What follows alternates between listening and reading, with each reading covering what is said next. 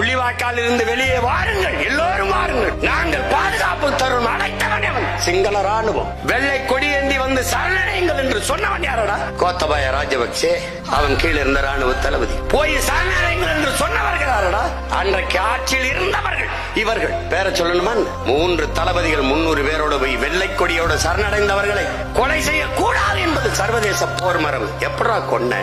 ஒருவர் இருவரல்ல, என் உடன் பிறந்தானே 10,000 பேருக்கு மேலே, பச்சிளம் குழந்தைகள் 50க்கு மேலே, கர்ப்பிணி பெண்கள், வயது முதிர்ந்தவர்கள், எண்ணற்றவர் மக்கள் 10,000 பேர் சரணடைந்தார். எங்கே அவர்கள் என்ற கேள்விக்கு சொன்ன பதில், எல்லோரும் செத்து போய்விட்டார். உனக்கு ஒரு இளவு மயிலாண்டா இருக்கு. சாதி மதம் கட்டிக்கிட்டு சாடா, வேற என்னடா வச்சிருக்கீங்க? உனக்கு மொழி பெருமை, இனப்பெருமை, வரலாற்று பெருமை, வாழ்ந்த பெருமை ஏதாவது உண்டா? எளவு சாதி மத பெருமை. பிரபாகரன் பெயரை உச்சரிக்கிற பிள்ளைகளாவது சாதி மதத்திலிருந்து எச்சரிக்கையாக இருங்கள். புலிகளின் தாகம் தமிழ்ல தாயம்.